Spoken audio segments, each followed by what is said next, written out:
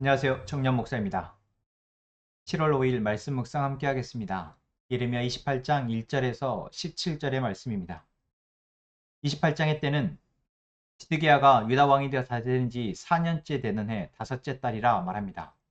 그리고 이 때는 바로 예레미야가 시드기야 왕과 주변의 동맹국들의 사신들에게 하나님의 예언의 말씀을 전한 그 해와 같은 해입니다.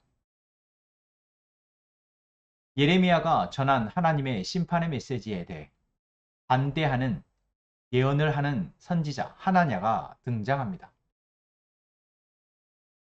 하나냐는 예레미야의 예언과 정반대로 하나님이 바벨로니아 왕 느부갓네살에게서 이스라엘을 구할 것임을, 그리고 그 모든 빼앗아갔던 것을 다시 2년 안에 되돌려 주실 것임을 예언합니다. 하나님께서 예레미야에게 하신 말씀과 정반대되어지는 이 예언을 한 하나냐. 하나냐는 자신만만하여서 예레미야가 정말 그렇게 됐으면 좋겠습니다.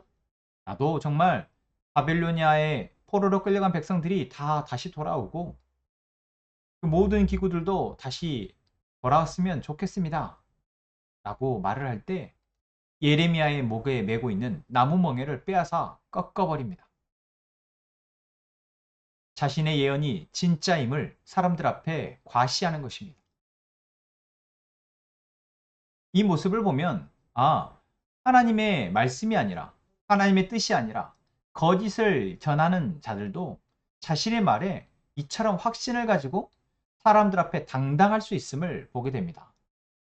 우리는 사람의 말에 진실을 판별할 때 그 사람이 얼마나 당당한지를, 얼마나 그 사람의 말에 힘이 있는지를 보고 판단할 때가 있습니다. 그런데 사실 거짓을 말하는 사람들도 스스로를 속이거나 또는 사람들을 결국 속이기 위해서 그토록 연기를 잘할 수 있다라는 것. 우리가 그것으로는 그 사람의 말의 진실을 분별할 수 없다는 것을 우리는 알아야 합니다. 예레미야의 목에 있던 나무 멍에를 빼앗아 꺾어버린 하나냐에 대해서 하나님은 괘씸하게 여기십니다. 그리고 예레미야에게 이렇게 전하라 합니다. 너는 나무로 만든 멍에는 꺾어버렸으나 오히려 그 대신에 쇠로 멍에를 만들고 말았다. 그렇습니다. 하나나는 자신의 힘으로 나무 멍에는 빼앗아서 꺾어버릴 수는 있어도 하나님의 뜻을 꺾을 수는 없습니다. 그것을 하나님은 쇠멍에로 이야기하시는 것이죠. 사람이 자신의 힘으로 할 수 있는 것들을 통해서 하나님의 뜻을 거스르고 하나님 없이도 살 수 있는 것처럼 사람들을 속일 수는 있지만 결코 하나님을 이길 수는 없습니다. 하나님은 만약 사람들이 자신의 힘으로 하나님과 대항하려 하면은 감히 사람이 할 수 없는 것으로 사람들 앞에 자신의 능력을 드러내십니다. 하나님이 모세를 통해서 이스라엘 백성들을 애굽에서 건져내실 때 바로 10가지 재앙을 행하시는 것이 그렇습니다. 지팡이를 뱀으로 만들거나 물을 나일강을 피로 만들거나 몇 가지 이적들을 애굽의 말술사들이 따라하며 우리도 할 수 있다라고 말할 때 하나님은 그들이 도저히 따라할 수 없는 하나님의 능력을 드러내 보이시면서 결국 애굽의 바로 왕의 고집을 꺾으십니다. 꺾일 때까지 하나님은 하나님의 능력을 드러내어 보십니다. 결국 바로 왕은 자신의 아들을 잃게 됩니다.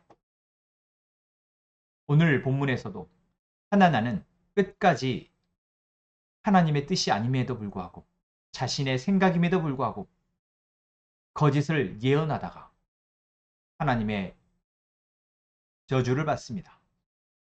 내가 너를 이 지면에서 영영 없애버릴 것이니 금년에 내가 죽을 것이다. 내가 나 주를 거역하는 말을 하였기 때문이다. 하나님의 뜻과 반대되는 말을 한 하나나를 하나님은 저주하십니다. 그리고 그 예언대로 하나나는 2달 후 죽음을 맞습니다. 오늘 우리가 우리에게 하나님의 뜻이 아닌 사람의 말로 또는 자신의 말로 우리를 현혹하려 하는 사람들을 볼 때마다 우리는 그것을 분별할 수 있기를 위해서 기도해야 합니다. 분별할 수 있는 지혜가 우리에게 있기를 하나님께 구해야 합니다. 그 지혜는 무엇일까요? 하나님의 뜻은 오늘 이 시대의 죄를 분별하게 하시고 그 죄에서 우리를 돌이키시고 그 죄의 수렁에서 우리를 건지셔서 하나님의 지혜와 하나님의 능력으로 살아가게 하신다라는 것입니다. 돌이키지 않았는데 하나님이 아무것도 하지 않았는데 하나님이 우리의 모든 문제를 해결하신다. 혹여 누가 그렇게 말한다면 그것은 거짓입니다. 또는 우리가 많은 공력을 들이고 우리가 많은 수고를 하고 많은 행위적 노력을 한다면 하나님이 그것을 도우시고 그 저주를 그 재앙으로부터 우리를 건지실 것이다 말한다면 그것은 거짓입니다. 하나님은 제사를 원하는 것이 아니라 재물을 원하는 것이 아니라 우리의 마음에 통회하고 자백하고 돌이킴을 원하는 것이기 때문입니다. 우리가 죄에서 빠져나오는 것을 원하셔서 하나님과의 관계 속에서 그 은혜를 누리기를 원하시기 때문에 그렇습니다. 그대로 두고 좋은 옷을 입히고 그대로 두고 좋은 음식을 먹게 하나님이 하시지 않는다라는 것입니다. 오늘 우리가 정말 하나님의 뜻을 구한다면 이미 성경 속에서 하나님이 우리로 죄악에서 이 시대의 악함에서 돌이키라 말씀하신 그 말씀이 우리에게 오늘 하시는 하나님의 말씀임을 기억하기를 원합니다. 그리고 돌이키는 자에게 통회하고 자복하며 하나님의 은혜를 구하는 자에게 하나님이 예비하신 약속하신 복을 주심을 믿기를 원합니다. 오늘 예레미야는 이스라엘 백성들에게 정말 가슴 아픈 마음으로 눈물로 하나님의 심판의 메시지를 전합니다. 우리나라는 이제 끝이 났습니다. 이제 하나님이 우리를 바벨론의 포로로 가게 하십니다. 그러나 하나님은 다시 우리를 회복시키실 것입니다. 오늘 우리에게 하나님의 말씀을 전하는 그 소리가 또는 우리가 말씀을 읽을 때 그 말씀 속에서 우리에게 들려지는 그 하나님의 음성이 이러하다면 오늘 아멘으로 받고 오늘 우리가 돌이켜야 할 자리를 바라보고 거기에서 돌이킬 수 있는 또한 우리가 감당해야 할 삶의 무게들을 우리가 감당하며 하나님의 회복을 기다리는 저희가 되었으면 좋겠습니다. 기도하겠습니다. 하나님 감사합니다. 하나님은 오늘도 수없이 많은 이 세상의 소리들에서 우리를 건져내시어 하나님의 계획 속에 살아가게 하심에 감사합니다. 주님, 우리에게 분별할 수 있는 지혜를 허락하여 주옵소서.